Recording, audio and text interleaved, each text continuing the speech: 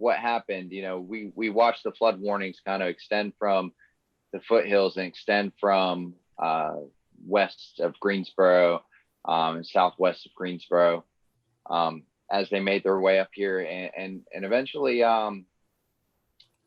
started affecting things like the creeks and the rivers, especially. That's mostly what I saw around Greensboro to north of Greensboro was flooding related to the Dan River, and some of the biggest flooding that I've seen from the Dan River. I'm actually just looking at a gauge right now from the National Weather Service, and they have the latest observed value for the Dan River at one of the areas that is shot here at 27.74 feet, with the flood stage being at 23 feet. So definitely enough to really kind of get the water moving there. And as you can see in this video, we have debris floating down, sometimes larger trees, definitely a lot of pieces of trees and wood. One video, in one of the videos, you can actually see a whole big tree trunk kind of coming out of the water. But yeah, the water usually doesn't come up that high to the bridges around that area. And that's what I was going to ask you, Dan. Have you ever seen the Dan River like this before?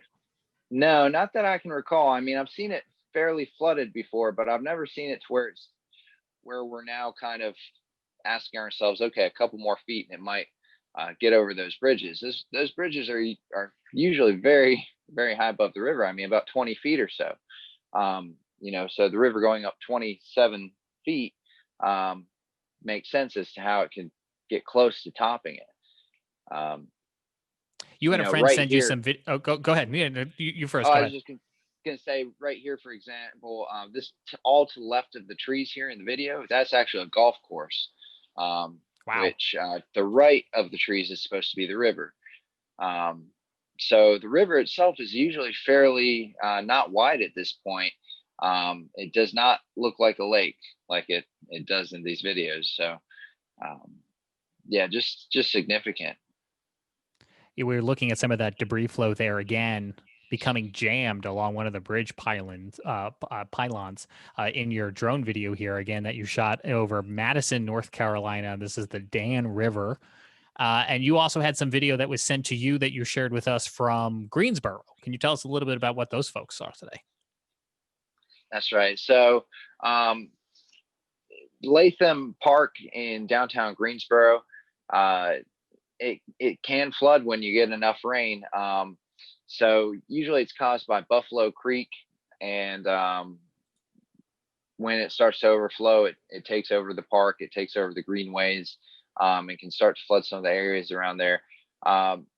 So that's what we saw today. It's been a while since we've seen something like this. I know the area very well. Filmed the flooding out there a ton of times.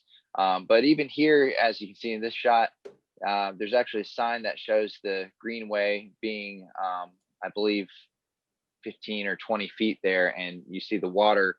That's the clearance level, and the water's getting up to I can't quite read the water is literally 5 feet 7 inches, or just shy of. Is it 5 feet? Okay, not 50. Yeah, so 5 feet 7 inches. So and that's from what's usually a very low stream. So 5 feet 7 inches is the clearance on the actual pedestrian greenway. So the river, or the Buffalo Creek there, is actually much lower than that. So we know that it at least got up, that far.